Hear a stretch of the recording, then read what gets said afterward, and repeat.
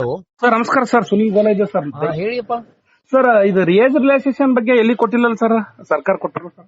ಎಲ್ಲಿ ಕೊಟ್ಟಿಲ್ಲ ಅಂದ್ರೆ ನೇಮಕಾತಿದಾಗ ಸರ್ ಏಜ್ ರಿಲ್ಯಾಕ್ಸೇಷನ್ ಬಗ್ಗೆ ಮಾಹಿತಿನ ಕೊಟ್ಟಿಲ್ಲ ಸರ್. ಕೊಟ್ಟಿದ್ದಾರಪ್ಪ, ಅಲ್ಲಿ ಆಲ್ರೆಡಿ ನೋಟಿಫಿಕೇಶನ್ ಇದೆಯಲ್ಲ. ಅಲ್ಲ 5 ವರ್ಷ ಸಡಿಲಿಕ್ಕೆ ಕೊಟ್ಟಿದ್ರಲ್ಲ ಸರ್.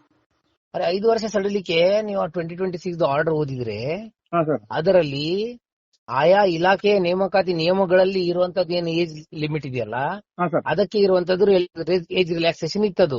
ಹಾ ಸರ್. ಆಯ್ತಾ, ನಾವು ನಮ್ಮ ಇಲಾಖೆದು ಸಿಎಂಡರ್ ಅಲ್ಲಿ ಏಜ್ ಲಿಮಿಟ್ ಬಗ್ಗೆ ಮೆನ್ಷನ್ ಇಲ್ಲ.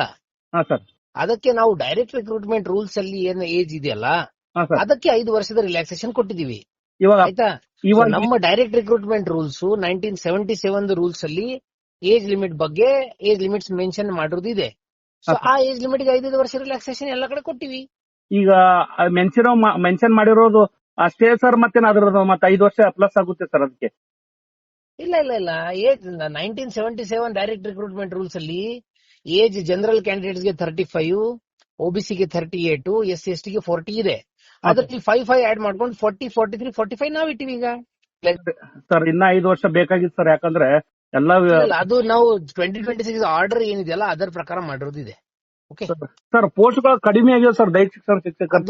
ಅದು ಈಗ ಅಲ್ಲಿ ಸರ್ಕಾರದಿಂದ ಅನುಮೋದನೆ ಏನಾಗಿತ್ತು ಅದನ್ನ ನಾವು ನೋಟಿಫೈ ಮಾಡಿದೀವಿ.